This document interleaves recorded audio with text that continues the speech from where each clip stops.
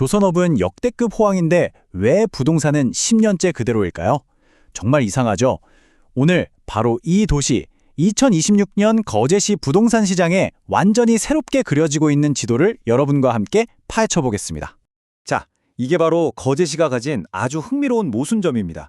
왼쪽을 보면 조선업은 정말 역대급이라는 말이 딱 맞을 정도로 살아나고 있죠. 그런데 오른쪽을 보세요. 부동산 시장은 10년 동안 깊은 잠에 빠져 있습니다. 도대체 이 두 가지 이야기가 어떻게 한 도시 안에서 동시에 벌어질 수 있는 걸까요? 맞습니다. 이 모순을 푸는 게 오늘 우리가 할 일의 핵심이에요. 그냥 숫자만 봐서는 알 수 없는 그 표면 아래에서는 과연 무슨 일이 벌어지고 있을까요? 그리고 더 중요하게는 2026년에 거제에서 집을 사거나 혹은 전월세를 구하려는 여러분께 이게 도대체 어떤 의미가 있는 걸까요? 자, 여기서부터가 정말 중요합니다. 거제의 미래를 바꿀 진짜 게임 체인저는 어쩌면 조선소가 아닐지도 모릅니다. 지금 거제라는 도시의 운명을, 그 지도를 완전히 새로 그리고 있는 건 바로 이 도시의 길고 길었던 고립을 끝장낼 거대한 교통혁명입니다. 이 단어, U자형 광역교통망. 이건 그냥 기억하셔야 합니다. 오늘 이야기의 거의 모든 것이 여기서 시작되거든요. 이건 단순히 도로 몇 개 더 뚫는 그런 계획이 아니에요. 말 그대로 섬이었던 거제를 남해안 전체의 교통허브로 중심으로 바꿔버릴 미래를 여는 일종의 마스터키라고 보시면 됩니다. 이게 그냥 계획이나 상상이 아닙니다. 지금 바로 현실에서 벌어지고 있는 일이에요. 보세요. KTX는 이미 공사를 시작했고요. 가덕도 신공항으로 이어질 철도, 그리고 통영으로 가는 고속도로까지 예비 타당성 조사 통과하고 이제 본격적으로 추진됩니다. 이 세 개의 거대한 축이 앞으로 거제시의 새로운 사랑과 돈을 펌프질할 강력한 대동맥이 되는 거죠. 그런데 말이죠. 이 엄청난 교통혁명이 도시 전체에 똑같은 축복을 내리는 건 아닙니다. 오히려 정반대예요. 거제라는 도시를 사실상 두 개의 다른 도시로 나누고 있습니다. 겉으로 보이는 0.37% 상승이라는 아주 평안한 숫자 뒤에는 누군가는 엄청나게 웃고 또 누군가는 속절없이 우는 그런 극심한 양극화가 숨어 있다는 이야기입니다. 이 그래프를 보시면 그게 한눈에 딱 들어옵니다. 한쪽 끝을 보세요. 한화오션 바로 옆에 붙어 있는 아주동은 땅값이 1.79%나 올랐어요. 그런데 반대쪽 끝을 볼까요? 한때 거제의 중심이었던 옥포동은 무려 마이너스 1.75%입니다. 오르고 내리는 정도가 아니라 완전히 다른 길을 가고 있는 거죠. 그럼 도대체 왜 이런 일이 벌어지는 걸까요? 이 표가 그 이유를 설명해 줍니다. 이건 그냥 우연이 아니에요.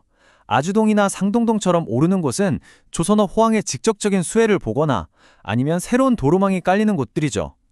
반대로 옥포동이나 능포동처럼 떨어지는 곳은 시설은 낡아가고 사람은 떠나는데 새로운 개발은 없는, 말 그대로 새로운 지도에서 소외되고 있는 지역들입니다. 자, 거제시도 이걸 너무 잘 알고 있습니다. 조선업이라는 하나의 바구니에 모든 달걀을 담아둘 순 없다는 걸요.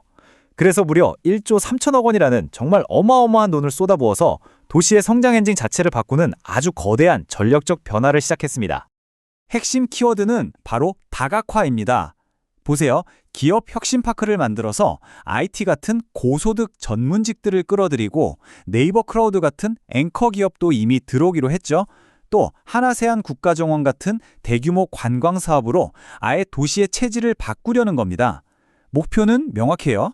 조선소 근로자들만을 위한 도시가 아니라 완전히 새로운 유형의 주택 수요를 만들어내겠다는 거죠.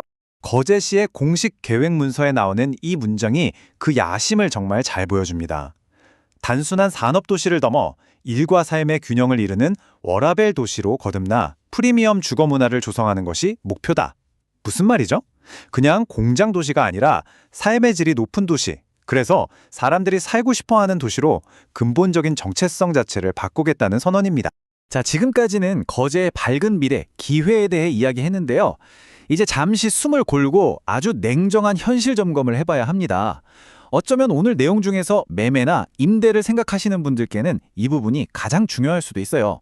왜냐하면 거제에는 기회만큼이나 우리가 반드시 알아야 할 리스크들이 분명히 존재하기 때문입니다. 3.4%. 이게 거제시의 실업률입니다. 전국 평균보다 훨씬 높죠? 이 숫자 하나가 많은 걸 말해줍니다. 대기업인 조선소는 잘 나가는데 그 온기가 아직 도시 전체로 모든 시민들의 지갑으로 퍼지지는 못하고 있다는 아주 냉정한 현실인 거죠. 그래서 매매나 임대 거래를 하실 때 이 네 가지 경고등은 머릿속에 꼭 넣어두셔야 합니다. 첫째, 아직 주인을 찾지 못한 미분양 아파트가 꽤 많다는 점. 이게 가격 상승의 발목을 잡을 수 있어요. 둘째, KTX나 공항철도 같은 큰 사업들은 정부 예산 문제로 언제든 늦춰질 수 있다는 변수가 있고요. 셋째, 지금처럼 금리가 높으면 당연히 집을 사기도 짓기도 부담스럽죠. 그리고 마지막으로 아까 말씀드린 대기업과 지역 경제 사이의 온도차, 이 네 가지 리스크를 반드시 확인하셔야 합니다.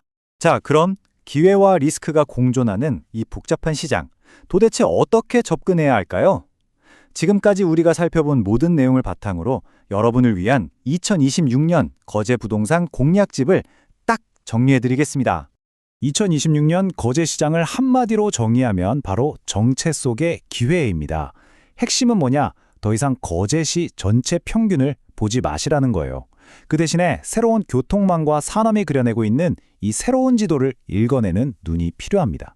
도시 전체가 아니라 그 안에서 떠오르는 곳과 가라앉는 것을 구분해야 한다는 거죠. 그래서 구체적인 전략은 이렇습니다. 만약 집을 사려는 분이라면 앞으로 U자형 교통망의 가장 큰 혜택을 볼 사등면이나 신축 아파트가 많은 상동동 같은 곳을 눈여겨보셔야 합니다. 급등을 기대하기보다는 계단처럼 차근차근 오를 가능성을 보는 거죠. 전월세를 구하신다면 일자리가 많은 아주동이나 장평동의 수요는 계속 강할 거고요. 좀 더 쾌적한 환경을 원하시면 상동동도 좋은 대안이 될 수 있습니다. 그리고 마지막으로 이건 모두에게 해당되는 말인데요. 옥포동이나 능포동처럼 인구가 줄고 있는 구도심은 뭔가 확실한 재개발 계획이 나오기 전까지는 아주 신중하게 접근하셔야 합니다. 결국 2026년 거제에서 부동산을 거래한다는 건 그냥 집 한 채를 사고 파는 게 아닙니다. 이 도시가 지금 겪고 있는 거대한 변화, 그 변화의 흐름 위에 올라타는 일종의 베팅과도 같은 거죠. 자, 거제의 새로운 경제와 교통지도가 눈앞에 그려지고 있습니다. 마지막 질문은 이겁니다. 여러분은 이 새로운 지도 위 어디에 여러분의 핀을 꽂으시겠습니까?